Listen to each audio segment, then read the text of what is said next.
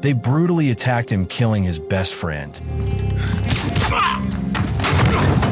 They were all after his life, thinking him to be a weak coward,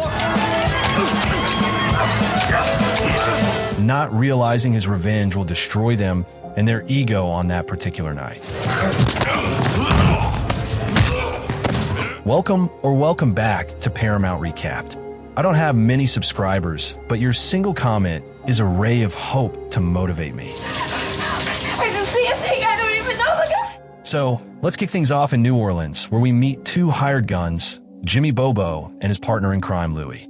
They're on a job, sneaking up on their target named Glay, who's having a good OL time with an escort in his apartment. Bobo and Louie pull a slick move, pretending to be cops as they bust in and take Glay down in cold blood. They make it look like a messy robbery. Bobo even aims at the escort and pulls the trigger, but then he feels bad. Turns out he's got a personal rule about not hurting women or kids. We find out later he didn't actually kill her, just put on a show. He trusts she's more afraid of them than any cop, so she won't say a word. But things don't go smoothly after that. As they're leaving, Glay, who isn't quite dead, makes a move on Louie, and the two start brawling. Bobo jumps back in and finishes the job for good, then reminds Louie about their golden rule. No women, no kids. He double-checks on the escort and lets her go, confident she won't squeal. Later, the duo heads to a local bar to grab their payout from a guy named Ronnie. He's the middleman who hooked them up with the client. But guess what? Ronnie doesn't show up. While Bobo steps into the bathroom, a new player enters, Keegan, another hitman who's been watching them. While Bobo's out of the picture, Keegan uses the moment to take out Louie. Then he walks into the bathroom to deal with Bobo too, but Bobo's no amateur. A fight breaks out, and though Keegan manages to escape, Bobo chases after him, only to find Louie dead. That's when it hits him. They've been double-crossed. He grabs Louie's knife and bolts. Now, a bit about Jimmy Bobo. He's been in the criminal game a long time. The guy's practically a regular in the system, with more than 24 arrests under his belt, a few court cases, and a couple of convictions. But despite his record, he's still very much active as a hitman and treats his work seriously. Meanwhile, we get introduced to a new face, Detective Taylor from Washington, D.C. He shows up in New Orleans to look into Glay's murder. Taylor swings by the police station, chats with a local cop, Letton, and even interviews the escort who survived the hit. She gives a description of the killer. When Taylor sees Glay's body, he drops a bombshell. Glay used to be a DC cop too, but got kicked off the force for bad behavior. Something smells fishy. Taylor starts connecting the dots. Louie, who died the same night as Glay, turns out to be a professional killer. That makes Taylor think the two deaths might be connected. He contacts his team and learns that Louie worked with a partner. Yep, our guy Bobo. Taylor really wants to get his hands on Bobo because he might have info that could explain who's behind the murders. But the local police aren't exactly cooperative. Lieutenant LeBron, in particular, doesn't want Taylor poking around and even takes his gun since Taylor wasn't supposed to be carrying one. Still, Taylor's not one to sit on the sidelines. He decides to do some off-the-books detective work. He sets up a meeting with Bobo at a nearby bar and tries to convince him to help crack the case. But Bobo's had enough experience with dirty cops to know better. He flat out says no. After leaving the bar, Taylor has a bad feeling creeping in. Sure enough, he notices two guys tailing him. He tries to lose them, but ends up trapped in a parking garage. The goons close in on him, ready to take him out. Taylor surprises them by shooting one of the guys when he realizes they know he's a cop. The second guy gets ready to fire, when Bobo suddenly shows up and saves Taylor's life. That's when the dynamic shifts. Bobo, now realizing there's a bigger conspiracy at play, is willing to team up with Taylor. But Taylor, still shocked, pulls a gun on Bobo and threatens to arrest him. Bobo stays calm and tells him it won't work. The murder weapon has Taylor's fingerprints all over it. No one's going to believe he's innocent. Bobo gives him a choice: tag along and get medical help or wait around and get arrested. Taylor reluctantly agrees. Now let's check in with Keegan. He's meeting with Marcus, a shady lawyer who works for an even shadier businessman. These guys are deep into corruption, bribing politicians, and using crooked cops to cover their tracks. They had hired Keegan to kill Bobo and Louie, and now they want him to retrieve some documents that could expose their illegal operations. Back to Bobo and Taylor. They head over to Bobo's daughter Lisa's tattoo shop so Taylor can get his gunshot wound treated. Lisa's got some medical training from her college days, and she patches him up. While Bobo steps away, Taylor sneaks a call to LeBron and tells him he's found Bobo and plans to get to the bottom of everything. He also tampers with Bobo's gun, just in case. Meanwhile, Keegan's on a mission of his own. He arrives at a location to retrieve the incriminating files his bosses need to bury before anyone else sees them.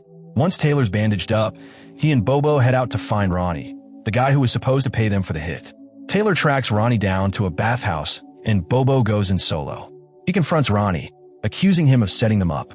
Ronnie plays dumb, saying he doesn't know who ordered the hit and that he never even got paid for it. Bobo tries to reason with him, suggesting they work together to find out who's behind all this. But Ronnie isn't interested. When Bobo tells him to get dressed, Ronnie pulls a fast one, whips out a gun, and tries to shoot him. Too bad for him, Bobo already emptied the bullets. But when Bobo tries to fire back, nothing happens. Taylor had messed with the gun earlier. A fistfight breaks out, and Bobo gets the upper hand. After the scuffle, Bobo isn't too happy with Taylor for sabotaging his weapon and punches him. Even after that, the two decide to keep working together. Using the info Taylor got from his people, they trace everything back to Marcus, the corrupt lawyer pulling strings behind the scenes. Their next move? Pay Marcus a not-so-friendly visit and find out who really wanted them dead. While they were on the move, Taylor casually dropped a bombshell. He'd looked into Bobo's past and found out about his time in the military and the stint he did in jail. When they pulled up at Marcus's place, they were surprised to find it wasn't just any regular night. Dude was throwing a full-on costume party. Among the crowd, Bobo spotted Keegan lurking around, but with the place packed like sardines, it wasn't exactly the right moment to make a move. Meanwhile, Morel was busy wheeling and dealing with a politician he'd greased up with donations. They were scheming to build upscale homes out in the suburbs. Classic shady business. Marcus strolled into the middle of their secret talk, but Morel wasn't thrilled to see him and politely told him to go grab a drink and scram. Marcus, clearly annoyed, had a little revenge plan. He was going to spike the drink with his own pee while in the bathroom. But before he could pull off his nasty little plan, Bobo popped up, knocked him out cold, and with Taylor's help, dragged him off to Bobo's hidden spot. Now, turns out Morel wasn't totally in the dark. One of the cops he had in his pocket had planted a tracker on Marcus's phone, so they quickly figured out where he'd been taken. He sent Keegan and a buddy to take care of Bobo and Taylor. While Taylor tried the nice guy routine to get Marcus talking, it was obvious the guy wasn't saying a word. So Bobo got straight to the point. With just one hit, Marcus came clean. He confessed that Morel had Keegan do the dirty work of taking out Bobo and Louie, just to make sure no one traced Juwayen's death back to him. Keegan used to be a mercenary over in Africa, while Morel had a long track record of scams all across the continent. Now, back in the city, Morel was back at it, paying off officials to grab cheap land, flip it, and make bank. Marcus had a USB stick with all the dirt. Emails, names, transactions, everything. Once Bobo got what he needed, he didn't hesitate. He finished off Marcus right then and there. But things didn't cool down. Keegan and his partner hit Bobo's hideout not long after, forcing Bobo and Taylor to make a run for it. They barely escaped by diving into the water behind the place. As soon as they were safe, Bobo made sure no one else could use the hideout again. He blew the whole place up. Keegan's partner didn't make it out, but Keegan, somehow, lived through it. The next day, Bobo and Taylor headed over to Lisa's place to check out what was on the USB. As they scrolled through the files, it became clear just how far Morel's corruption spread. Judges, lawmakers, you name it. He had paid off nearly everyone. Taylor called Lieutenant LeBron and told him everything. The murders of Juwayen and Louie, the bribery, the whole operation. Taylor planned to meet up with LeBron soon after. Lisa, worried about what might happen, begged him not to lock Bobo up. But Taylor was stuck. Bobo had broken a ton of laws and couldn't just walk away free. When they rolled back into the city, Bobo and Taylor started arguing about how to deal with Morel and ended up going their separate ways. At the same time, one of Morel's officers tipped him off. They planned to use Bobo's daughter as leverage to get the USB. Morel wanted to take care of this problem before cutting ties with Keegan, who he thought was too reckless and unpredictable. Unlike the rest, Keegan wasn't in it for the money. He saw himself as a righteous soldier, which made him a wild card. Soon enough, Keegan found Lisa and snatched her. While Taylor was talking to LeBron, the cops suddenly tried to take him out. But Bobo, luckily, showed up just in time to save Taylor's skin. Taylor was shocked to learn that LeBron was part of Morel's crew, one of the very dirty cops they were trying to bring down. As they were about to leave, Bobo got a call from Keegan. He'd taken Lisa and wanted to trade her for the USB. No way was Bobo letting anything happen to Lisa, so he rushed to the meeting spot, determined to get her out of danger no matter what. When he showed up, he kept his cool and told Morel he'd hand over both the USB and Taylor if Lisa was set free. Morrell quickly agreed, brushing off Keegan's suspicions. What they didn't know was that Taylor had already sneaked in and was watching everything from the shadows. Bobo had one goal: take out Keegan, not just to settle a score, but for Louie's sake. After giving up the USB, he quickly got Lisa out of there. But he didn't realize Keegan was fed up with Morrell's greedy games and had his own plan brewing. Meanwhile, Taylor recorded the whole scene on video to use as evidence against the corrupt gang. As Keegan started fighting Morrell's guys, Bobo told Lisa to hide and be ready for anything. But Morrell's men found her not long after. Thankfully, Taylor stepped in just in time to save her again. Bobo, still burning for revenge, wanted Keegan to pay for Louie's death.